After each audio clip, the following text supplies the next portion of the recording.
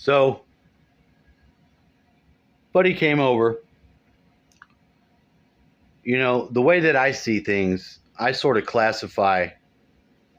Turn yourself right then. Fine, I'll turn myself right. I sort of classify the people that come over in my head a different way. You know, they're friends of my dad's, they're friends of mine, friends of just my dad, not me, friends of me, not really my dad. And this guy sort of he's on the border of all of it. He's on the border of all of it. And he's sort of been through some of this shit too. So he comes over and he smokes a doob with me. And he's just checking on me to make sure. I told him my Tasmanian deviled my house. And he laughed at me. I told him it'll be better by Saturday. But I have to just be completely honest and just, sort of know the shit that I'm going through. Now, this is what's new, though. The new thing that I'm experiencing, and I think it has to do with just being enough, processing the emotions enough to get them out and cry, breathe. These beams of joy were coming out earlier. That's what it felt like. It felt like beams of joy. Joy was coming from my heart center, was beaming out. Maybe it was fucking helping fill my bubble. I don't know. But I expressed that to him. And I told him about some of this experiencing of, before my dad died, there was like the lines outside the song lines. There's one out here when you walk down that line and the music plays in your mind. You just hear beautiful music in your mind. You walk and that music is on the line. It's like a magnetic earth thing or something like that. Those lines kicked up, activated. They were activated that night that my dad left. They lined up. This was one of the first times I put the eagle on. I was sitting out there and feeling it. Go out there now. All right, I will go out there now. So,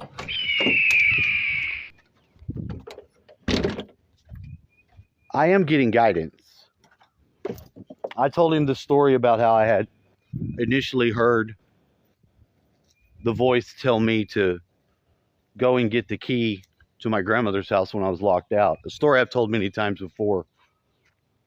This is where I was.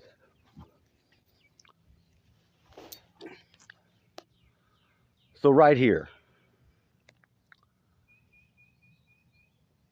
This is the line that I think my dad embedded into. To the east. I could hear the music. I could feel it. My pyramid told me to take it out from under his bed. And I did that night. I didn't think he was going to die. I didn't. I was very concerned when he had all the blood, but I was just thinking that I was going to be able to call the doctor in the morning or the nurse people. Not as much as I expected he was going to be dead or had left. But I think this line took him. I think it did. A lot of the stuff about this yard and this place has been about you just really can't be inside of a metal box and have your aura expand. And I feel that in there. I feel that. When I come outside, I feel my aura expand. But it does. It gets squashed while it's in the house because of the metal in the building. There's nothing I can do about that. But it's all right. It's not bad. And now I have this overwhelming horn of joy flowing out of my chest. Certain things are still sort of bothering me a little bit, but having some companionship for that period of time to go through and talk about all the stuff that we talked about. And he's going to convert the Bruno VHS to CD, DVD. So we're going to have that. My dad got the news people, the Austin news people, to come to Bastrop in the 90s and do a story on their dog, Bruno the weather dog. It's kind of funny.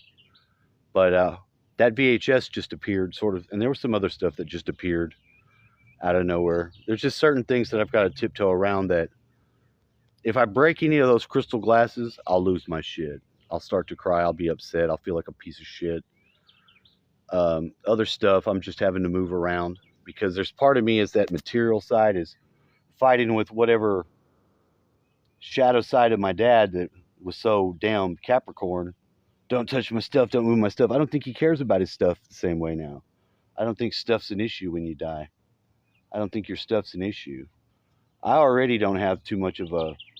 I don't too much invest my emotions into things that I have. I don't like have so much sentiment that it fucks me over. But I am still going through this shit. But I think I will pull myself together, no doubt. And I think it'll all be good. So that's that. That's really all I can say. But I feel good about it because somebody came and visited me. I got some of this stuff done earlier today, but this is going to be my content for a while, navigating this process because it was a long time coming.